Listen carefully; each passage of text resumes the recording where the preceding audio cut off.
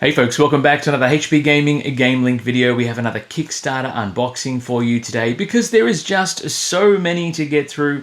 Today we're going to be opening up a box chock full of mystery, magic, and a little bit of crazy clue gathering as well as we take a look at Pop Fiction Games' The Shivers.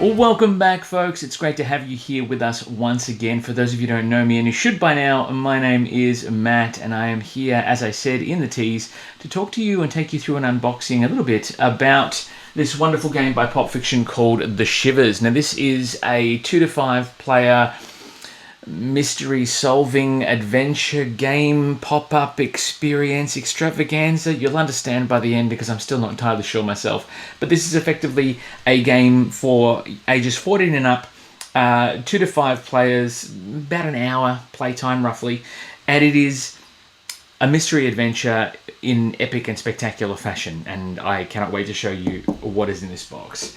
The Shivers is one that sort of came up on the radar. Those of you who remember when we used to do Gotcha Backer, may she rest in peace, we had got very excited about it. I knew absolutely nothing about it. It came up on my feed, and I backed it straight away, solely because I know, even though it's 14 plus and the contents might be a bit, the gameplay mechanics and looking for the detailed magnifying glasses, all that sort of stuff for the adventures that are contained within will appeal to Charlotte no end. And I'm really looking forward to sitting around the table when we have some time off in January to potentially get this, have a bit of a run with this. I think it's going to be a lot of fun. Anyway, for those of you who don't know what The Shivers is about, it's literally a mystery adventure game.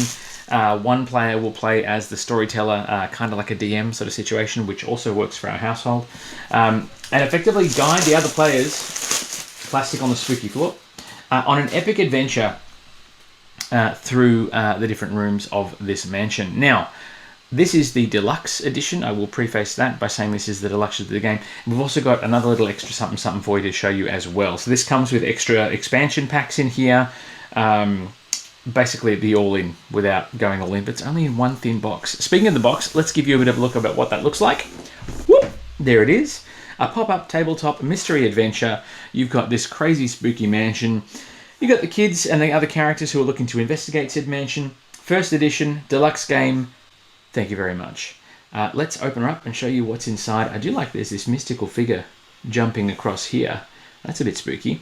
And the Shivers magnifying glass there as well, which is just brilliant. I think the town is called Fogmore Cove, if I'm not mistaken. Let's have a look. There's nothing on the inside here. And then you've got this. We're going to put that on display there because it's awesome. RSVP for frightening fun. New expansions coming to Kickstarter. You're invited to visit the Shivers game to join our adventure club, our exclusive email newsletters, and da-da-da-da. Fantastic. There is more bits and pieces as well. And there is a code on there to receive 20% off your purchase. I think expansion 1 and 2 are already included in this box though. So anyway, let's have a look. We've got some rules, part 3, basic gameplay, etc. They're in a little bit of a shrink just to keep everything together. Quick start tutorial, flight of the bumblebee. It'll tell you how to set everything up for study only, for parlor only, etc. Tutorial guide, we might have a look at that a bit later.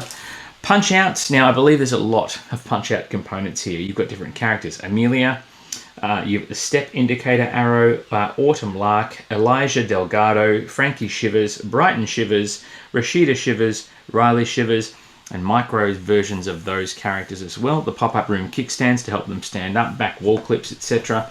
I'm really excited to get to the pop-up components. We also have here what looks like, I have no idea if this is going to be spoilers as well, so I apologize in advance. Skeletons, Mrs. Midnight, we have Professor Murgatroyd, Amy, giant spiders, Penelope, 3 mice, a bee monster, because why not? There is a chicken, and there is a Cluckers, who is a chicken monster, and a ferret. Now these punch-outs are actually quite thin. I don't know if the overhead is going to do that justice there, but they make a nice noise. They look good. They're all standees for various characters that you may discover. And then you've got here more characters on the display.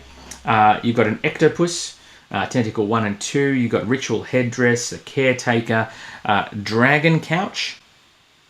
Yes, you heard me. I said Dragon Couch. And then you have a Possessed Stove, Demon Skulls, Roach Monster. Oh, that's gross. Little Octopus, Octopi, etc. And then we have a little player instructions for create a character. So you've got your own standee. You can draw your own bits and pieces here as well. Now, the create a character pack, I think, was something that was an add-on. It was a stretch goal. Or something was included with the deluxe edition. So you've got front and back versions of your creator characters. You draw them on there. And then you have instructions for getting started, taking turns, searching for clues. Then you've got your character dashboard, so your portrait, abilities, fears, and then, of course, any extra bits and pieces. And these are dry erase marker friendly, so you can write them on and then you reuse them over and over again, which I think is fantastic. Then we have, what have we got here? This looks like more player options. Yes, so you can use the dog and cat, Ocean the cat, and Shep the dog as playable characters in-game, which is kind of cool, because I know that we've got a bit of a phase at the moment where Blair is wanting to be cat people around the house. Because. So, let's get that out of there. Plastic on the floor. So you can be the cat, and then you've got the portraits, you've got the abilities, and you've got, again, dry erase, so notes and things as well. Because as you will be playing through the adventures, you will be discovering clues and trying to put together the answers to solve the mystery. So, you have a lore booklet, The History of Fogmore, and on the back it's got this dragon there.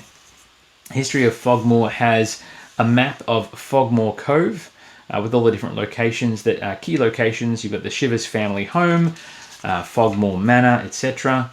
The rebuilding of Fogmore Manor, which I think is where most of the adventuring takes place. Von Draken family tree. So you've got Oliver von Draken and then Gwendolyn Merrow, Oscar von Draken. The residents of Fogmore Cove. Thank you to our backers. Ooh, maybe we're here. Let's have a look and see what's going on. Are we in this book? I have no idea. I will give it a quick scan. Give me one moment. If you look very carefully, folks, right up in the top corner here, I will get a still shot of it. Matt and HP Gaming, we are in the rulebook, and that is fantastic. I love it. It's a simple thing, but hey, whatever. I enjoy it. It's great. What page was that? It's page 17 of the book. That is the lore book. And then you've got the Storyteller Companion book. Now, the Storyteller Companion, I'm assuming, is going to have how to set the mood, how to run this particular game. I don't know whether or not there's going to be improvisations as a storyteller, helping the players, concluding the game, types of action and die rolls, magical items lists that you can bring out, commonly seen items. This chicken has been placed here intentionally. Do not remove. Good advice. So that's for the storyteller. And then there's the full instructions of how to play the game as well. It's a very small rulebook. I love that. Setting up the game, getting the players started. Ocean the cat, Shep the dog, how it all sort of works. The Storyteller Companion. You can also watch tutorials by looking at this. How to set up the game. How to set up the different locations you'll be exploring, etc. Steps, hints. Then you've got here ending the game, ending the chapter, and so on and so forth. Very cool. Then we have a whole box of extra stuff here. We've got more bits and pieces, more character boards. So here we have Riley Shivers, Rashida Shivers, Frankie Shivers, Elijah Delgado, Brighton Shivers, and Autumn Lark. And you can choose any one of those to use in the game. Snakes and spiders, different fears for the characters as well. Again, all dry erase, which I think is fantastic. You have a couple of dry erase markers, which are pretty straightforward, nothing too crazy there. Dice, magnifiers. We have little standee clips. These are just basic standee clips, nothing too exciting here. However, we are saving the best to last, of course. These standees are nice, decent quality clips that'll definitely hold on to all the different standees that you have on the board. Now, there's plenty here, obviously, not just 5 for maximum player count, because you may be bringing other characters onto the game board into the different rooms, and you'll see what I mean by that shortly. I hope I can do the rooms justice. It will be quite difficult, I would imagine, but of course, as you know, we've been doing flyovers, and the flyover for this one, I think it's going to be quite spectacular. So I'm going to put those to the side. More plastic for the floor. Now, the magnifying glasses are not just a little gimmick. They are functional magnifying glasses. I don't know if that's going to come through on there. So you can use these to get up close and personal with the different scenery to try and discern clues. And I think that's really fantastic. So they look really, really good. Really high quality. Quite a bit of weight to them as well. Now, the dice... Now, the die rolling in terms of checks and other bits and pieces, I don't understand exactly how that works. But I think depending on the item or the object you're interacting with will dictate which of these you roll. And then obviously based on the result, you roll. So if you're rolling the green die, let's just pop this here for a moment. My gosh, that's heavy. You roll here for the green die. Whatever I'm interacting with has worked. But if I roll the blue one, kind of works, so maybe not works exactly as expected, and then backfires, which could be very bad, or there's a doesn't work. So you got yes, sort of yes, no, and look out. Which I do like the risk versus reward element. It is very much a role-playing experience, storytelling experience, which is kind of cool. Now we've got expansions here. We've got episode A1, episode B1, episode guide for the storyteller only. I'm not sure if they're expansion content, maybe. I'm not sure. There's so much going on in this box. Let's bring that one back in here. Now, this is the important bit because, well, you'll see. All right, so let's have a look. We've got here the different rooms. They are not expansions. They're for the storyteller's guide only. Core game. So we have the first one here. Expansion 1, Fangs, Series C requires the Shivers core game. Contents, new episode guides, new story cards, new standees. A werewolf and vampire descend on Fogmore Manor in search of a powerful artifact, but a secretive force lurks in the shadows, pulling the strings and getting the Shivers up to their necks in trouble and chills. Yes, please. So that is the first of the expansions. Then we have expansion number 2, it's all fun and games until, this is Series D, and this one has a naughty nursery pop-up room. A few ghostly former residents of Fogmore Manor pull the Shivers in for some light-hearted games, but the fun quickly turns diabolical as the family becomes trapped at the mercy of a devious child. That could be a lot of fun as well. I feel like I'm trapped at the mercy of a devious child whenever Blair's around, but that's a whole other story. We have all sorts of bits and pieces. We have... I'm just having a look to see what I can get out of here. This whole secretive sort of flap. There's a set of stairs that descends somewhere, so use that obviously for different things. I love that there's a secretive flap here, so you're not sure what room is coming out, so the storyteller might be able to use this throughout the course of the adventure. You have... let's see, what have we got here? We have different rooms and different... It's hard to sort of describe what I'm seeing, so I'm going to do the best I can. So this is effectively just a little plate or a little board. So this is like a hallway tile. It's double-sided. I don't think it's got any other use other than to literally link different rooms and things together. And perhaps at the end of the corridor, you might have the stairs that descend deep into the basement. We have rooms that appear like this on the overhead. So you've got a room description. You've entered a very spooky study complete with tall bookshelves. They are packed with old dusty novels and odds and ends. You have the spooky study name. You have a clue window here, which will tell you what to slot in as the storyteller. But now I'm going to cut back to the main camera here. When you present this to your fellow players, this is what it looks like. So you lift and you have a nice big 3-dimensional pop-up room. It's, oh my goodness. Okay, so I'll bring this up for the overhead and I'll show you what that looks like. There you go. So as a pop-up, I mean, pop-up books from your you will have to obviously adjust things as you unfold them for the first time. But look at this thing. It's a fully realized three-dimensional thing. This little chest that's here, this thing opens. So you can actually slide that open and have a look and see what's inside. It's got a little lock token. You've got the history of Fogmore on the shelf. You've got a little pyramid here. And you won't be able to see it on the overhead, but inside behind these areas here are little windows. And there's a slot in the top of there. You slide a card in and that will change what you find in the room, different clues you can find in the space. And it's just there's even a little secret area here where you could potentially get, there's a code wheel under here. There is so much going on, and this is literally the first room we've opened. So that's the study, the spooky study, I should say. Then we have the creepy courtyard. You've entered a very creepy courtyard set behind the old manor with a clue window. Residents were buried here, and it looks on the overhead this time like this. So you lift that open. I just have to be very careful because I don't want to break anything. And you have this creepy, creepy courtyard of epic proportions. You have graves and other bits and pieces here. This creepy tree. There's a window. Again, this door looks like it opens. So I'm going to try and... that door opens and you can see what's going on. There's... it's just... the detail on this is incredible. I will say too, the artwork, and there's a slot here for something else on this one. I hope I'm doing it justice. I can't wait to show you the flyover. The artwork for a lot of these rooms was done by, I can't remember the gentleman's name. Oh, it'll be in the book here. It's very important. Bill Tiller. So Bill Tiller worked on a wonderful series of games known as the Monkey Island series. So a lot of this cartoon style has been prepared by Bill Tiller, and the artwork is just off the absolute chart, and it's fantastic. The Bleak Basement, bleak by name, bleak by nature, and the Bleak Basement, when you pop it open, it looks like this.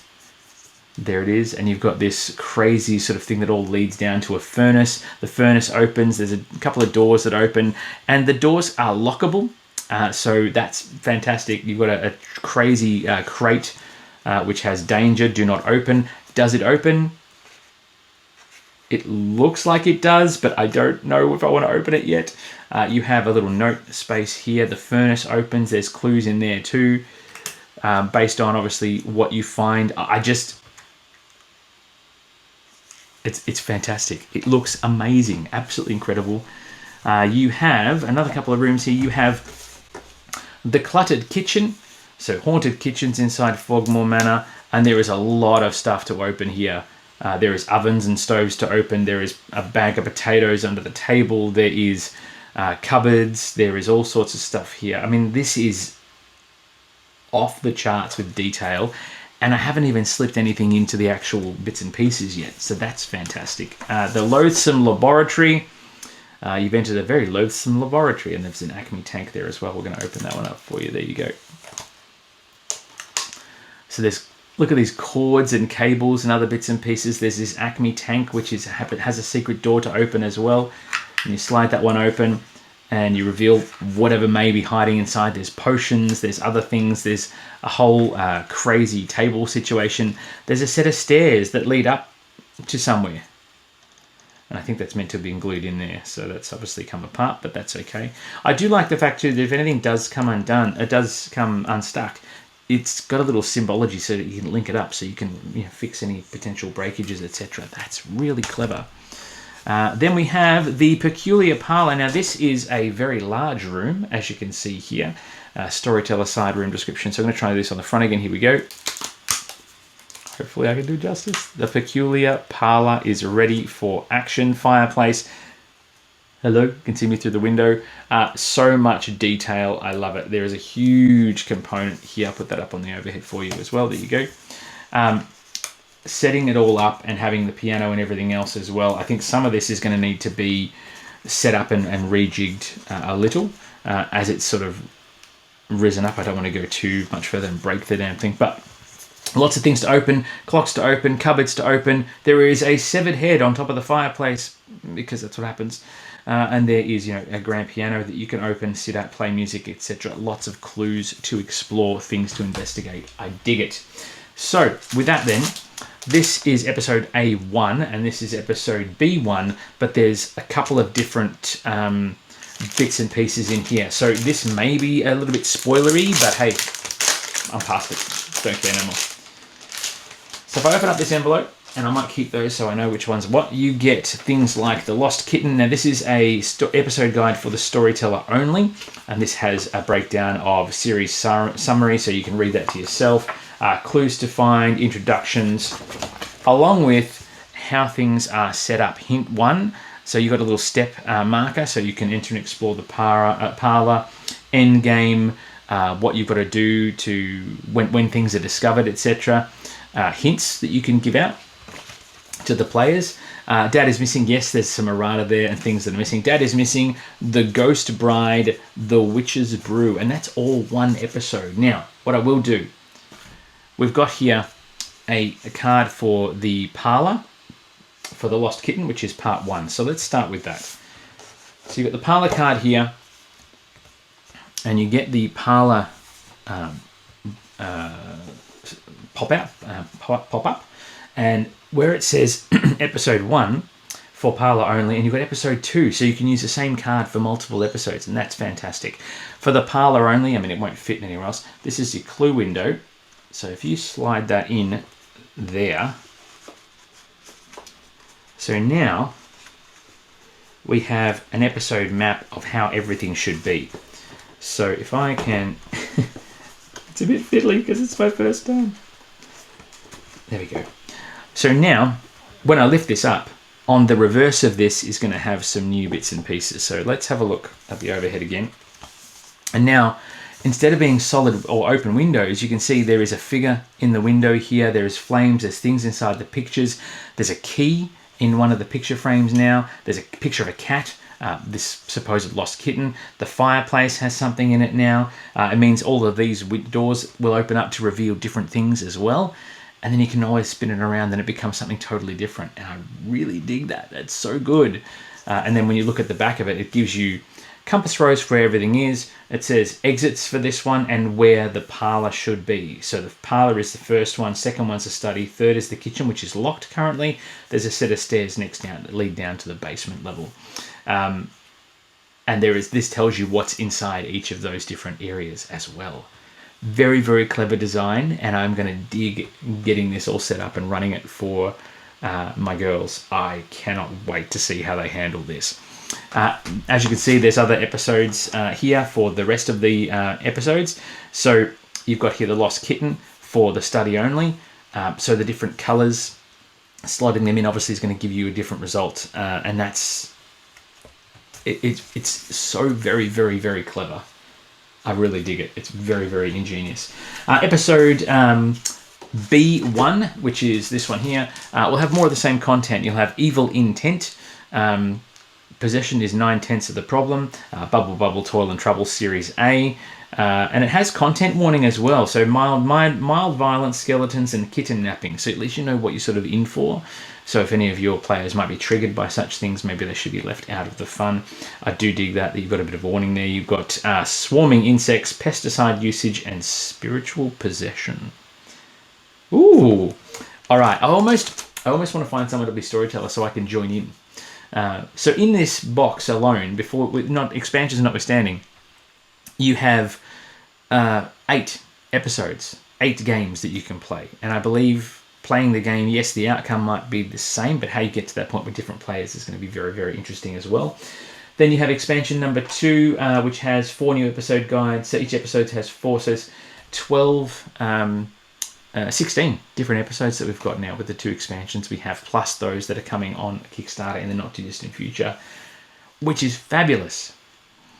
But if you're like me, and you're a DM, and you like creating adventures and putting people in harm's way and doing all sorts of weird and wacky, wonderful things, now that you've got all these tools, you can potentially, once you run out of adventures, you want to potentially throw your own spin on this sort of thing. And that's where this extra little pack came in. Now, the Kickstarter was, of course, plagued by the shipping monster and the shipping crisis and all the rest of it, as were so many. And while they didn't have to, they decided that, maybe that's not going to work. Maybe we could potentially offset some of that cost by offering a little bit of something extra. And they did. So they got together and they thought, you know what, let's do this. And they put together a creation pack. So you, dear viewer, can grab the extra creation pack and create your own chapters, your own adventures in a blank pop-up room space. And that's fantastic. So if we have a look through here, we have a little character pack here. There we go. We have the ghostly versions of all the characters. So you've got a ghost, you've got Frankie Shivers, Ocean the cat, Shep the dog, Elijah Delgado, Autumn Lark. These are very much undead versions of all the player characters, which I think is fantastic. And then you have this beautiful large-scale map of Fogmore Cove, which is all set up there and ready to go, all the different locations. Rather than just having that little one in the book, you can lay that down for your players, which I think is fantastic. All the different locations, it is only single-sided. And then you have a couple of blank cards to draw your own clues on, which I think is brilliant. And then you have a blank pop-up room with the window, so you can write your own bells and whistles. And it's a completely blank slate, so you can build your own pictures, you can write in whatever you want, you can cut your own holes and things as well, which is very, very awesome. So maybe there's another room, a secret room hidden inside Fogmore Manor that you haven't discovered. Maybe there's another room inside one of the other locations around Fogmore Cove that holds some vast secrets. Maybe there's a portal. Maybe this is a portal that leads to the other realm, and when the players pass through, they become ghostly versions of themselves, similar to what happened in Lock and Key. That door that opens outside but doesn't actually go outside, it goes to the other realm. So many possibilities, I dig it. But that is it. That is all of the contents that we have for the Shivers in this deluxe unboxing. What a ride this is going to be. There's a lot going on. Most importantly, though, I want to show you what that first episode looks like when it's set up for a 5-player game, 1 storyteller, 4 investigators. I dig the fact as well, because this is cooperative, you could pretty much play this with as many characters as you've got around the table. You could literally have all the different player characters on the board, the dog and the cat, and all work together. There's no reason you couldn't do that and just house rule it a bit. I am really looking forward to this. So without further ado, folks, let's get down to the table and show you what this looks like. Roll that footage.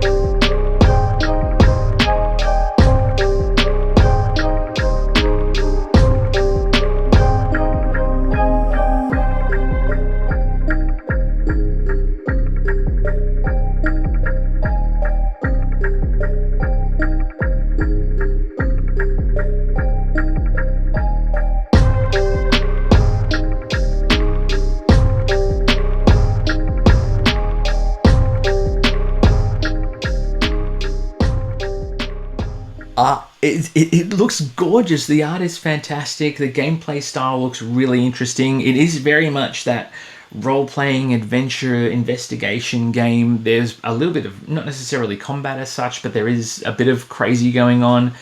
I'm interested to see how this plays out. I don't know how we'll go getting a playthrough in, because you have to get in so up close and personal with those pop-up rooms, but who knows, maybe there's an opportunity down the track to get in there and get in close. I'm very excited to see where the kids take this. And I'm very excited to see, how they receive it as well. Have you backed Shivers? Have you seen this one played? What episode would you like us to do? Would you like us to go through episode B1 with the evil intent? Or would you prefer us to track down that lost kitten? I just think there is so much to unpack in this game. And the fact that everything is reusable in terms of the adventure and sliding things in and moving things around. The fact that expansions can come out and just add little expansion kits, which won't be super costly. I'm all for it. Looks fantastic. Cannot wait to let you know how this goes.